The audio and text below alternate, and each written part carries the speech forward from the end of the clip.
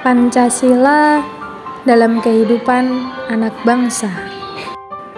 Pancasila adalah pilar ideologis negara Indonesia. Nama ini terdiri dari dua kata dari bahasa Sanskerta, yakni panca yang berarti lima dan sila berarti prinsip atau asas.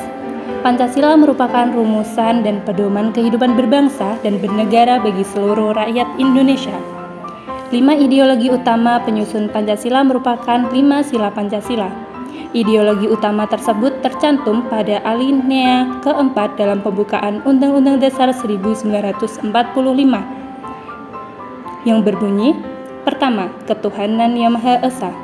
Yang kedua, kemanusiaan yang adil dan beradab. Yang ketiga, persatuan Indonesia. Yang keempat, kerakyatan yang dipimpin oleh hikmat kebijaksanaan dalam permusyawaratan perwakilan. Yang kelima, keadilan sosial bagi seluruh rakyat Indonesia. Penerapan kelima sila Pancasila dalam kehidupan sehari-hari. Yang pertama, ketuhanan yang Maha Esa. Seperti dapat dilihat, penerapan sila pertama ini yaitu berupa toleransi, di mana Indonesia dikenal dengan negara yang memiliki banyak kebudayaan dan bahkan agama. Di sini diberikan contoh nyata di mana terdapat dua agama yang saling berdampingan. Tempat ibadahnya tepatnya di daerah Menara Kudus. Pada pintu masuk menuju menara dan Masjid Sunan Kudus ada tempat ibadah berupa kelenteng. Meskipun begitu, keduanya saling menjaga, mempersatukan perbedaan menjadi persatuan yang saling melengkapi. Kita sebagai warga negara Indonesia semestinya menjunjung tinggi toleransi dengan adanya ketuhanan yang Maha Esa, di mana Tuhan itu Maha Esa, Tuhan itu satu menurut kepercayaan kita, dan Tuhan pasti mengajarkan kebaikan, di mana setiap agama pasti mengajarkan untuk berbuat baik kepada orang tua,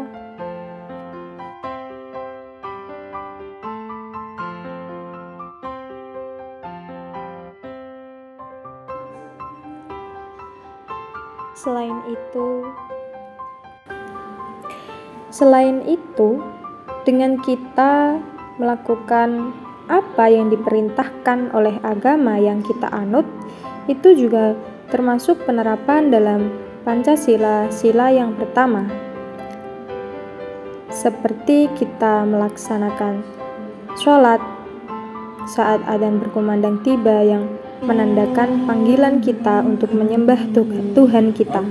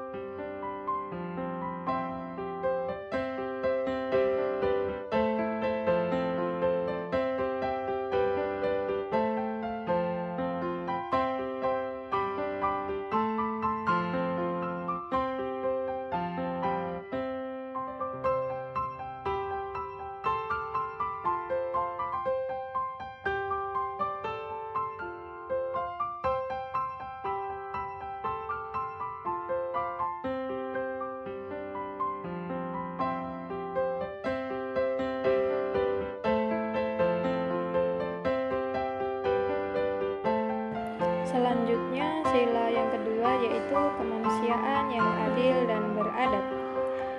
Sila yang kedua ini mengandung arti di mana kita sebagai seorang manusia harus manusiawi dengan rasa kemanusiaan terhadap sesama tanpa memandang suatu apapun, serta sikap keadilan yang kita tanam pada diri sendiri.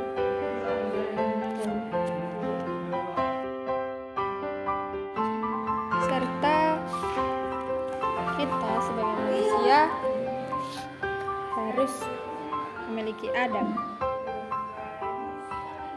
Nah, untuk contohnya, kita bisa menolong satu sama lain yang menunjukkan rasa kemanusiaan yang kita punya, membantu yang membutuhkan, atau apapun itu.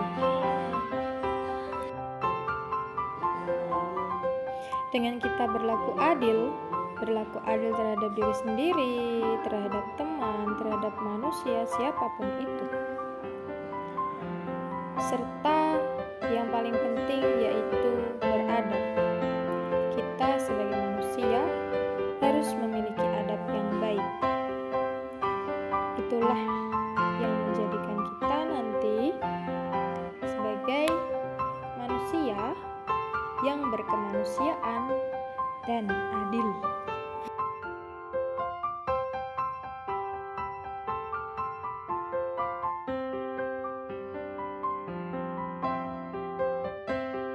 Nah, contohnya seperti ini.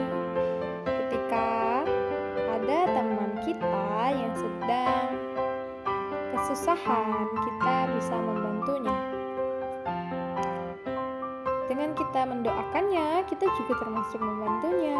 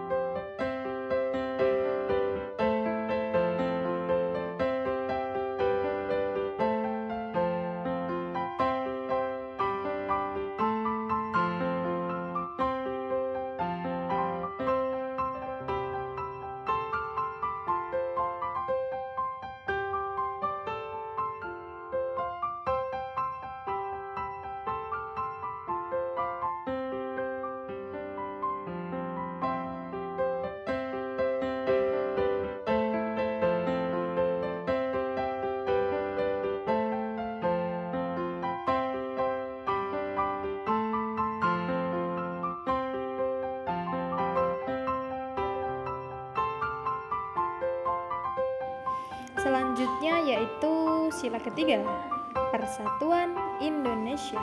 Nah, untuk kita memajukan bangsa dan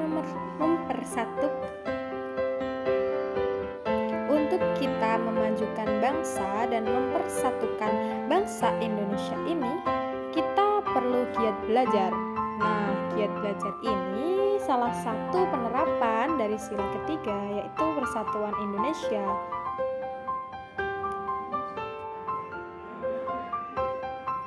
Dengan kita giat belajar, kita dapat menjadi manusia yang intelektual, yang melek akan ilmu pengetahuan untuk mendobrak perubahan di Indonesia menjadi negara yang lebih baik lagi ke depannya, yang semakin maju dan semakin jaya.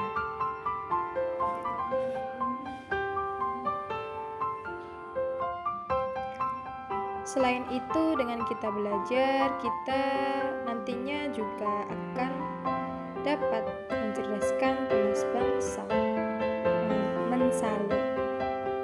menyalurkan ilmu yang telah kita dapat kepada banyak orang untuk kemajuan dan persatuan bangsa Indonesia. Selanjutnya, sila keempat, kerakyatan yang dipimpin oleh hikmat, kebijaksanaan dalam permusyawaratan perwakilan.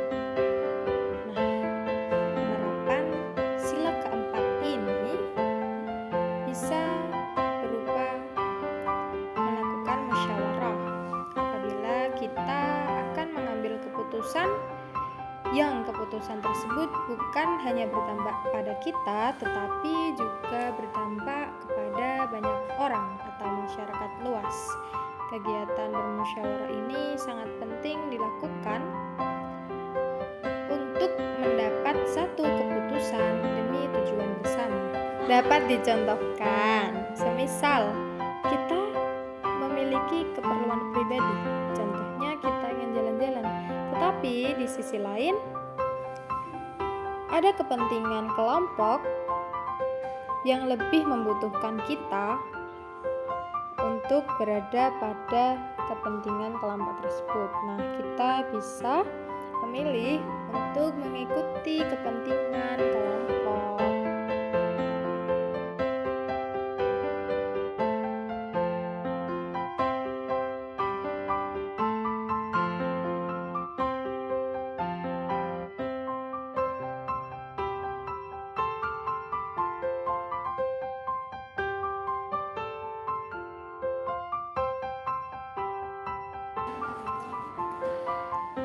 Sila kelima yaitu keadilan sosial bagi seluruh rakyat Indonesia. Sebagai warga Indonesia yang baik, kita harus lebih mementingkan kepentingan kelompok atau golongan dan mengesampingkan kepentingan pribadi. Contoh kecilnya seperti saat kita ingin pergi jalan-jalan, namun suatu sisi kita memiliki tanggung jawab dalam kerja kelompok. Nah, disinilah kita harus lebih mementingkan kerja kelompok